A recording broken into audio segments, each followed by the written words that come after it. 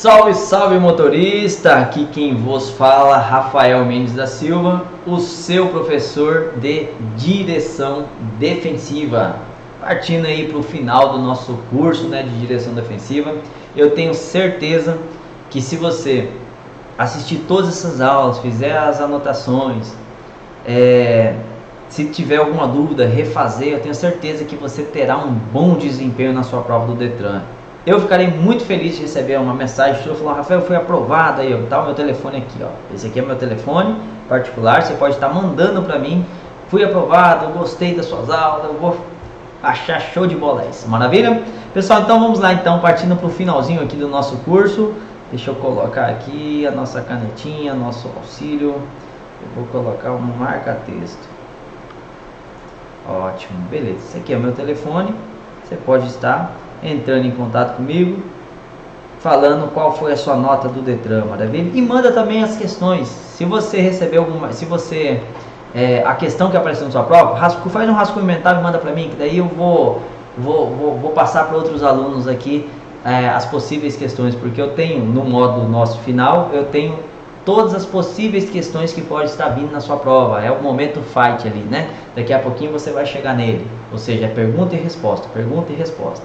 Então vamos lá, sem mais delongas, vamos tratar agora sobre, olha só, esses conceitos aqui, eles caem bastante, tá? Percepção, reação, frenagem e parada.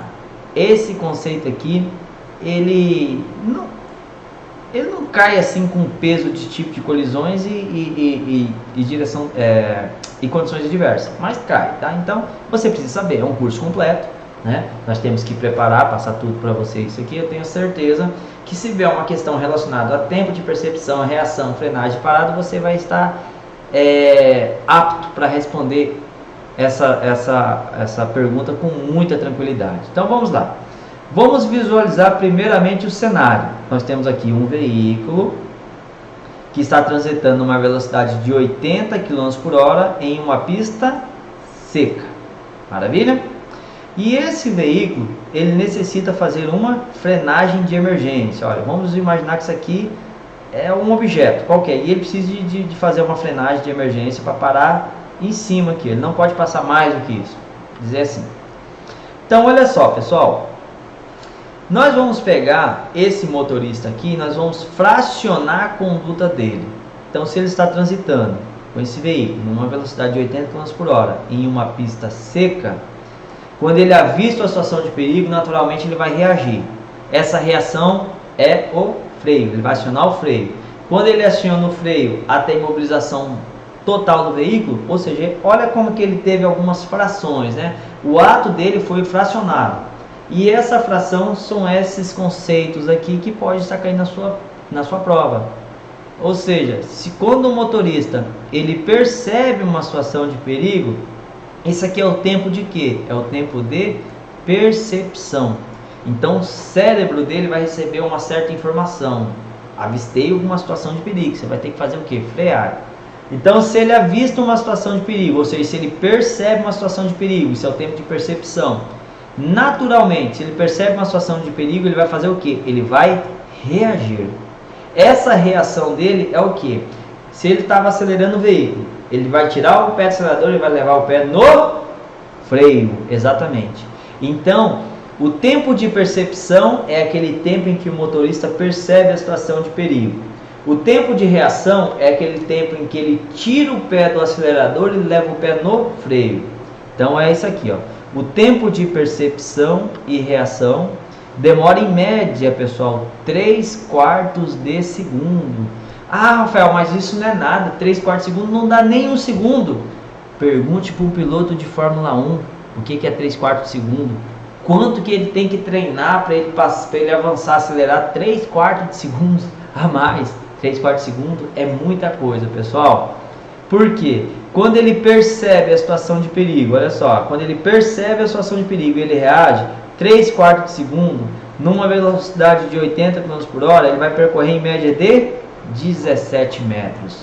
Olha, ele percebeu a situação de perigo, tirou o pé do acelerador e pisou o pé no freio. Olha, é esse tempo aqui. Então, o tempo de percepção e reação nada mais é do que aquele tempo em que o motorista avista a situação de perigo, tira o pé do acelerador e pisa no freio. Beleza.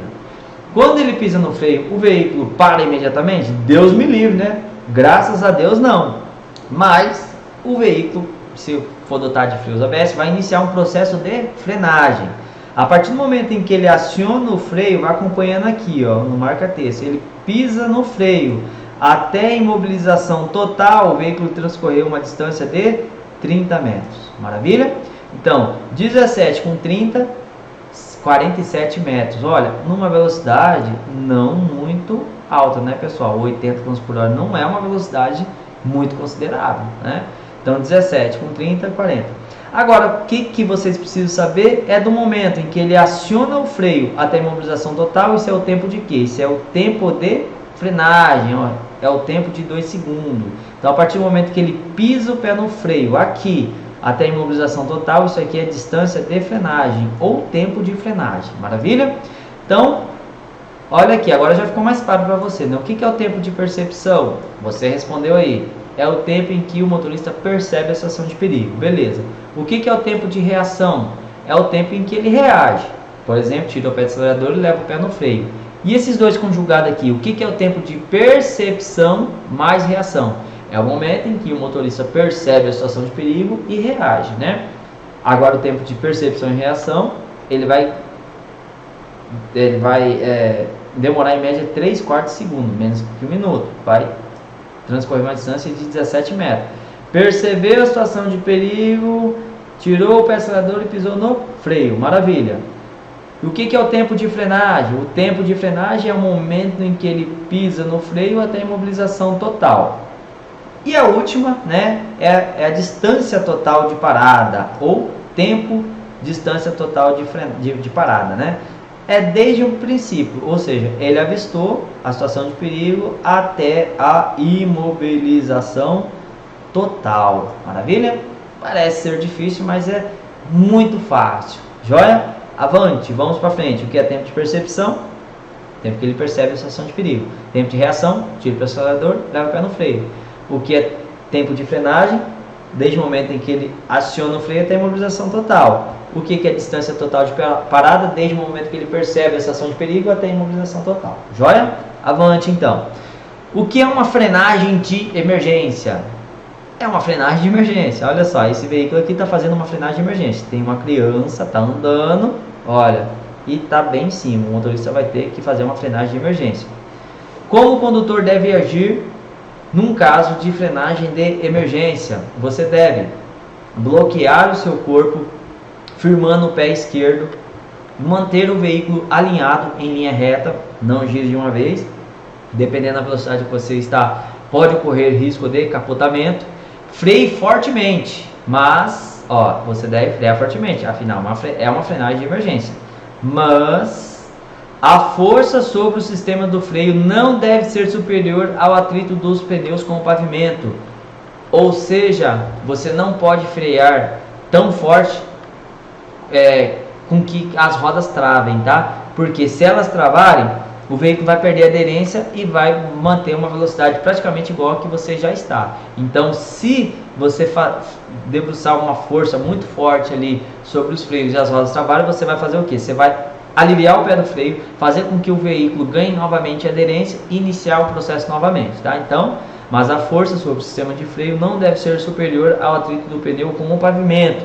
Se as rodas travarem, alivia o pedal e reinicia a manobra novamente. E só acionar a embreagem ao final da parada. Então você só deve debrear o veículo, ou seja, pisar na embreagem tudo, quando no final da frenagem. Maravilha?